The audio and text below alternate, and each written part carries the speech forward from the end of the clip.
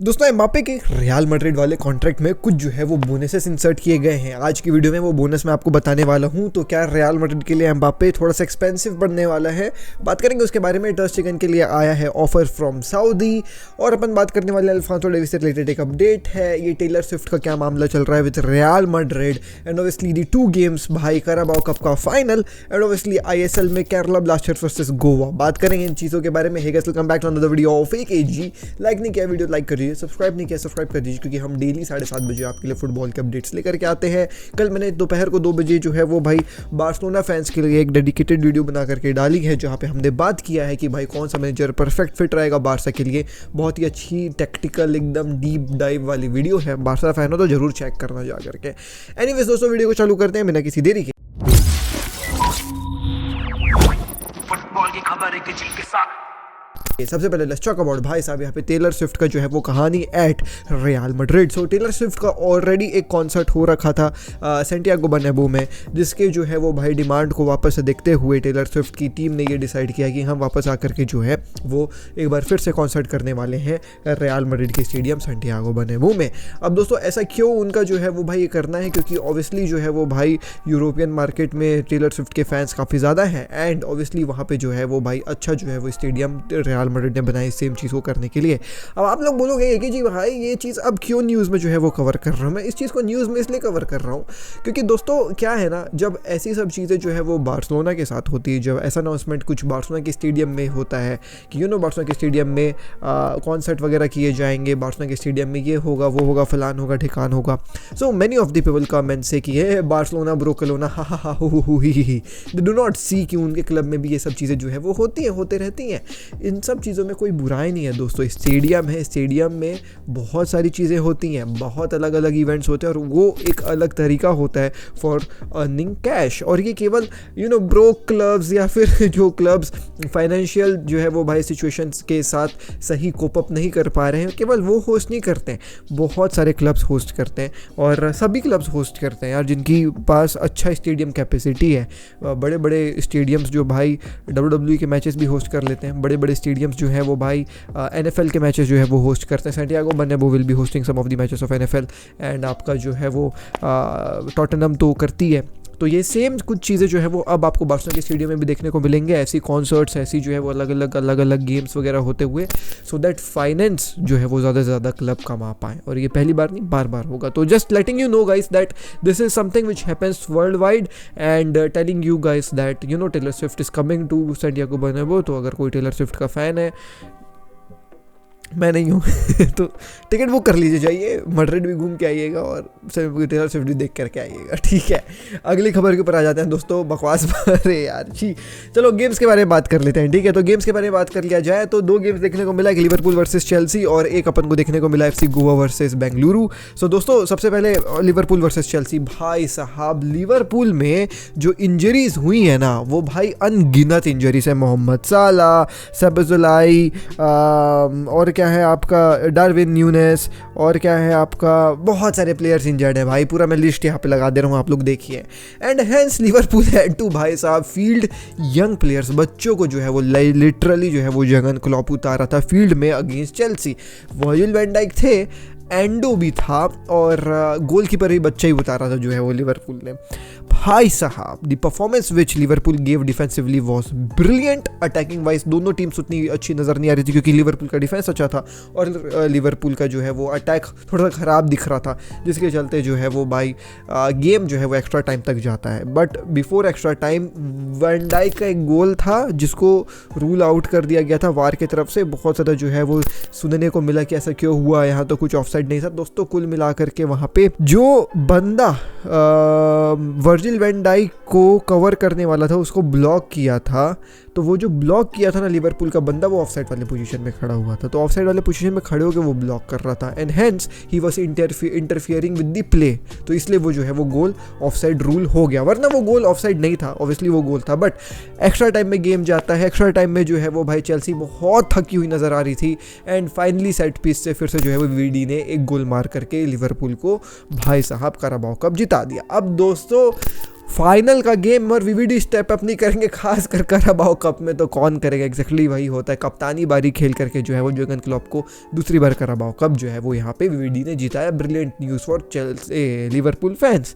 Chelsea fans थोड़े से upset होंगे, but this was one of the trophy जो मे बी पोचेटिनो शायद जिता सकता था चेल्सी को, एंड ये अगर उन लोग जीत जाते तो वो कॉन्फ्रेंस लीग के प्ले ऑफ के लिए जो है वो क्वालिफाई हो जाते।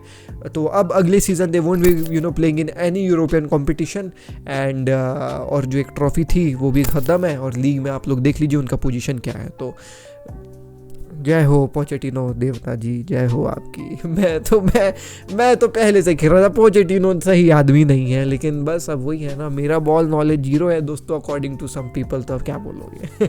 अगली खबर में आ जाते हैं दोस्तों। FC Goa versus Bengaluru. भाई साहब क्या ही गेम था भाई, 2-2 गेम चल रहा है अंत तक, ठीक है। 1-2 चल रहा था, सुनो 1-2 चल रहा था। केरला ब्लास्टर्स हार रही थी गोवा से। लग रहा था कि हाँ गोवा जीत जाएगी गेम, क्योंकि 80 मिनट हो चुका था। भाई दे गिव अ पेनाल्टी, और क्लियर हैंडबॉल पेनाल्टी थी। केरला ब्लास्टर पेनाल्टी जो है वो किक इन कर देती है, 2-2 हो जाता है। मैं गया नीचे खाना लेने के लिए, मैं खाना इकट्ठा कर रहा था, मैं ऊपर आया और मैं देख रहा हूँ 4-2 चल रहा है। मैं बोला ये क्या हो गया भगवान। मैंने देखा भाई हाईलाइट्स, क्या ही गोल्स मारे भाई केरला ब्लास्टर्स ने, और फिर अब केरला ब्लास्टर्स अप अबाव हो चुकी है FC गोवा से। तो ISL भी भयानक गजब चल रहा है दोस्तों। मैं ISL के मैचेस देख रहा हूँ, और इंस्टाग्राम पे AKG फुटबॉल को फॉलो नहीं किया, कर लो ना यार, वहाँ स्टोरीज वगैरह में डालते रहता हूँ। कल तो मैंने तुमको गाँव भी दिखाया है अपना, तो थोड़ा सा इंस्टाग्राम पे AKG फुटबॉल को फॉलो करिए और देखिए भाई पेनाल्टी कैसे पड़ा और हुआ, मैंने वो भी दिखाया आप लोगों को, तो जाकर के स्टोरी देखिएगा। मज़ा आया ISL का गेम देखने में, अच्छा लगा। एनीवेज अब आ जाते हैं खबरों में। तो भाई रियल मैड्रिड से रिलेटेड एक खबर है अल्फांसो डेविस की। तो अल्फांसो डेविस से रिलेटेड एक ये अपडेट है सभी रियल मैड्रिड फैंस के लिए कि अल्फांसो डेविस जो है उसके लिए बायर्न ने प्राइस टैग सेट कर दिया, और प्राइस टैग है 50 मिलियन। अब आपको लगेगा AKG भाई 50 मिलियन कैसे हो सकता है अल्फांसो डेविस जैसे कमाल के खिलाड़ी के लिए। तो भाई तुमने लगता है इस सीजन बायर्न का गेम नहीं देखा है। खैर देखिए सुनो क्या है ना, कहानी कुछ ऐसी है कि उसका कॉन्ट्रैक्ट भी खत्म होने वाला है, केवल एक ही साल बचा हुआ है कॉन्ट्रैक्ट में। तो बायर्न ऑल्सो नोस कि अगर अपन ज़्यादा पैसा मांगेंगे तो क्लब बोलेगी कि ठीक है तू धरे रहे अल्फांसो डेविस को, हम अगले साल फ्री में आके ले जाएंगे।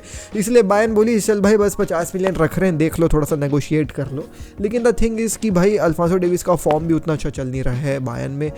वो बहुत ज़्यादा जो है वो डिफेंसिवली वीक लगा है इस सीज़न पर्टिकुलरली। पिछले सीजन से तो वो भाई बहुत अच्छा था, बट इस सीज़न भाई वो बहुत गंदा खेल रहा है। बीइंग रियली वेरी ऑनेस्ट, मैंने बायर्न के गेम्स देखे हैं, जो मुझको इंस्टाग्राम पे फॉलो करते हैं उनको पता होगा कि मैं बायर्न के गेम्स देख रहा हूँ, तो सच में वो बहुत गंदा खेल रहा है। एंड इसके चलते जो है वो Bayern is getting rid of him, and आखिरी साल बचा हुआ है कॉन्ट्रैक्ट का, तो बोल रहे हैं कि भाई ले जाओ। तो they have set the price tag for 50 million, but obviously Real Madrid will be asking them to lower the price, they will be offering 30-35 million something like this.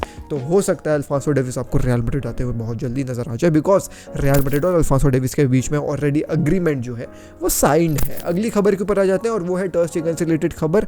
टर स्टेगन के लिए जो है वो बुलावा आया है सऊदी से, और सऊदी की क्लब अल इतिहाद जो है वो भाई साहब टर स्टेगन को बोल रही कि आइए पधारिए हमारे जो है वो डेजर्ट में, और उसको जो है वो अच्छा ऑफर उन लोग करे हैं, कॉन्ट्रैक्ट अच्छा पैसा देने की जो है वो बात करी गई है।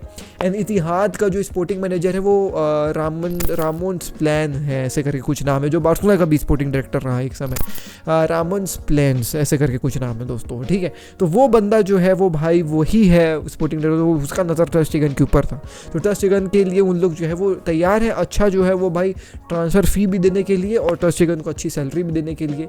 तो क्या टर स्टेगन को बार्सिलोना छोड़ करके जाना चाहिए कि नहीं जाना चाहिए, वो आप मुझको बताओगे कमेंट सेक्शन में। मेरे हिसाब से बिल्कुल भी नहीं जाना चाहिए, बिकॉज टर स्टेगन से बेटर गोलकीपर अभी at this point of time मैं तो नहीं खोज पा रहा हूँ भाई यूरोप में। जहाँ तक है टर स्टेगन obviously will not be living Barcelona, but हो सकता है कि भाई इतने पैसे वगैरह देख करके उसका मन डोल जाए, बट मुझको नहीं लगता कि डोलेगा। तो लेट्स सी टर स्टेगन क्या करता है, बट नहीं जाना चाहिए छोड़ करके, ये मेरा मानना है।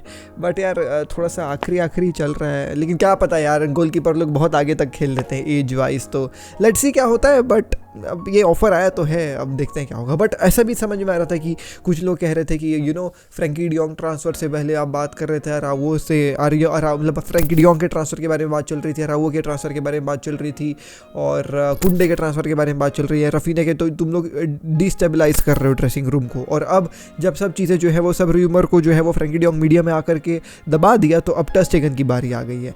May be these things can be also true, but आया तो है ऑफर, ये मैं आपको खुफिया सोर्सेज से बता रहा हूँ दोस्तों, ठीक है।